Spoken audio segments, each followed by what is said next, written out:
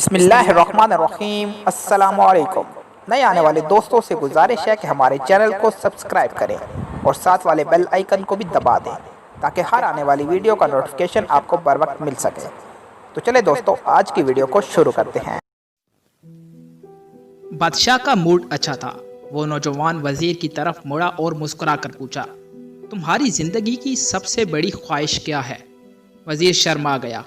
اس نے منہ نیچے کر لیا اور بادشاہ نے کہکا لگایا اور بولا، تم گھبراؤ مت، بس اپنی زندگی کی سب سے بڑی خواہش بتاؤ۔ وزیر گھٹنوں پر جھکا اور عاجزی سے بولا، حضور، آپ دنیا کی خوبصورت ترین سلطنت کے مالک ہیں۔ میں جب بھی یہ سلطنت دیکھتا ہوں تو میرے دل میں خواہش پیدا ہوتی ہے کہ اگر اس کا 10واں حصہ میرا ہوتا تو میں دنیا کا خوش نصیب ترین شخص ہوتا۔ وزیر خاموش ہو گیا۔ بادشاہ نے کہکا لگایا اور بولا، میں اگر تمہیں اپنی آدھی سلطنت دے دوں تو؟ وزیر نے گھبرا کر اوپر دیکھا اور عاجزی سے بولا، بادشاہ سلامت، یہ کیسے ممکن ہے؟ میں اتنا خوش قسمت ہو سکتا ہوں؟ بادشاہ نے فوراً سیکرٹری کو بلایا اور اسے 2 احکامات لکھنے کا کہا۔ بادشاہ نے پہلے حکم کے ذریعے اپنی آدھی سلطنت نوجوان وزیر کے حوالے کرنے کا فرمان جاری کر دیا۔ دوسرے حکم میں بادشاہ نے وزیر کا سر قلم کرنے کا آرڈر دے دیا۔ وزیر دونوں احکامات پر حیران رہ گیا۔ بادشاہ نے احکامات پر مہر لگائی اور وزیر کی آنکھوں میں آنکھیں ڈال کر بولا، تمہارے پاس 30 دن ہیں۔ تم ان 30 دنوں میں صرف 3 سوالوں کے جواب تلاش کرنا ہے۔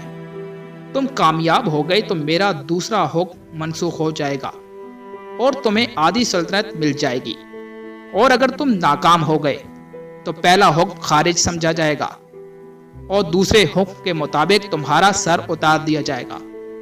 وزیر کی حیرت پریشانی میں تبدیل ہو گئی۔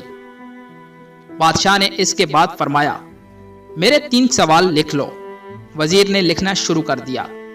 بادشاہ نے کہا، انسان کی زندگی کی سب سے بڑی سچائی کیا ہے؟ نمبر 2۔ دوسرا سوال یہ ہے کہ انسان کی زندگی کا سب سے بڑا دھوکہ کیا ہے؟ وہ رکا اور پھر بولا، تیسرا سوال یہ ہے، انسان کی زندگی کی سب سے بڑی کمزوری کیا ہے؟ بادشاہ نے اس کے بعد نکارے پر چوٹ لگوائی اور بآواز بلند فرمایا، تمہارا وقت شروع ہوتا ہے۔ وزیر نے دونوں پروانے اٹھائے اور دربار سے دوڑ لگا دی۔ اس نے اس شام ملک بھر کے دانشور، ادیب و مفکر اور ذہین لوگ جمع کیے اور سوال ان کے سامنے رکھ دیے۔ ملک بھر کے دانشور ساری رات بحث کرتے رہے لیکن وہ پہلے سوال پر ہی کوئی جواب نہ دے پائے۔ وزیر نے دوسرا دانشور بڑھا لیکن نتیجہ وہی نکلا۔ وہ آنے والے دنوں میں لوگ بڑھاتا رہا مگر اسے کوئی تسلی بخش جواب نہ مل سکا، یہاں تک کہ وہ مایوس ہو کر دارالحکومت سے باہر نکل گیا۔ وہ سوال اٹھا کر پورے ملک میں پھرا مگر اسے کوئی تسلی بخش جواب نہ مل سکا۔ وہ مارا پھرتا رہا، شہر گاؤں کی خاک چھانتا رہا۔ شاہی لباس پھٹ گیا، پگڑی ڈھیلی ہو کر گردن میں لٹک گئی، جوتے پھٹ گئے اور پاؤں میں چھالے پڑ گئے، یہاں تک کہ شرط کا آخری دن آ گیا۔ اگلے دن اس نے دربار میں پیش ہونا تھا۔ وزیر کو یقین تھا کہ یہ اس کی زندگی کا آخری دن ہے۔ کل اس کی گردن کاٹ دی جائے گی اور جس سارے شہر کے مرکزی پل پر لٹکا دیا جائے گا۔ وہ مایوسی کے عالم میں دارالحکومت کی کچی آبادی میں پہنچ گیا۔ آبادی کے سرے پر ایک فقیر کی چونپڑی دکھائی دی۔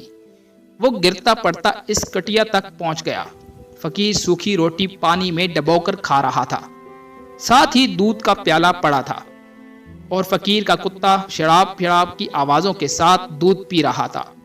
فقیر نے وزیر کی حالت دیکھی، کہکا لگایا اور بولا، جناب عالی، آپ صحیح جگہ پہنچے ہیں، آپ کے 3 سوالوں کے جواب میرے پاس ہیں۔ وزیر نے حیرت سے اس کی طرف دیکھا اور پوچھا، آپ نے کیسے اندازہ لگا لیا میں کون ہوں اور میرا مسئلہ کیا ہے؟ فقیر نے سوکھی روٹی کے ٹکڑے چھابے میں رکھے اور مسکرایا، اپنا بوریا اٹھایا اور وزیر سے کہا، یہ دیکھیے، آپ کو بات سمجھ آ جائے گی۔ وزیر نے جھک کر دیکھا تو بوریے کے نیچے شاہی خلعتیں بچھی تھی۔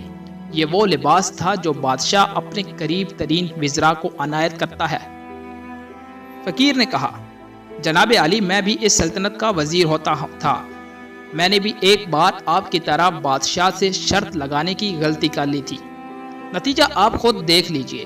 فقیر نے اس کے بعد سوکھی روٹی کا ٹکڑا اٹھایا اور دوبارہ پانی میں ڈبو کر کھانے لگا۔ وزیر نے دکھی دل سے پوچھا، کیا آپ بھی جواب تلاش نہیں کر سکے تھے؟ فقیر نے کہکا لگایا اور جواب دیا، میرا کیس آپ سے مختلف تھا، میں نے جواب ڈھونڈ لیے تھے، میں نے بادشاہ کو جواب بتائے، آدھی سلطنت کا پروانہ پھاڑا، بادشاہ کو سلام کیا اور اس کٹیا میں آ کر بیٹھ گیا۔ میں اور میرا کتا دونوں مطمئن زندگی گزار رہے ہیں۔ وزیر کی حیرت بڑھ گئی، لیکن یہ سابق وزیر کی حماقت کے تجزیے کا وقت نہیں تھا، جواب معلوم کرنے کی گھڑی تھی۔ چنانچہ وزیر اینکر پرسن بننے کی بجائے فریادی بن گیا اور اس نے فقیر سے پوچھ لیا، آپ مجھے سوالوں کے جواب دے سکتے ہیں؟ فقیر نے ہاں میں گردن ہلا کر جواب دیا، میں پہلے 2 سوالوں کا جواب مفت دوں گا، لیکن تیسرے جواب کے لیے تمہیں قیمت ادا کرنی ہوگی۔ وزیر کے پاس شرط ماننے کے سوا کوئی آپشن نہ تھا، اس نے فوراً ہاں میں گردن ہلا دی۔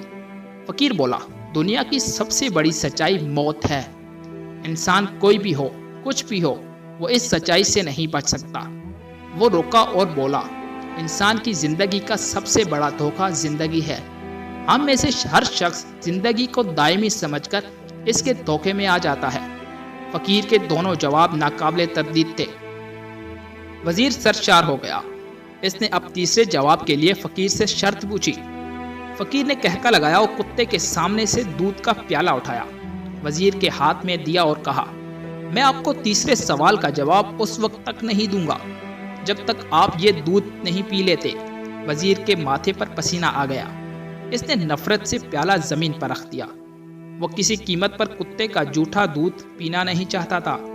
فقیر نے کندھے اچکائے اور کہا، ٹھیک ہے، تمہارے پاس اب 2 ہی راستے ہیں، یا تو تم انکار کر دو اور شاہی جلاد کل تمہارا سر اتار دے، یا پھر تم یہ آدھا پاؤ دودھ پی جاؤ اور تمہاری جان بھی بچ جائے اور تم آدھی سلطنت کے مالک بھی بن جاؤ، فیصلہ بہرحال تم نے کرنا ہے۔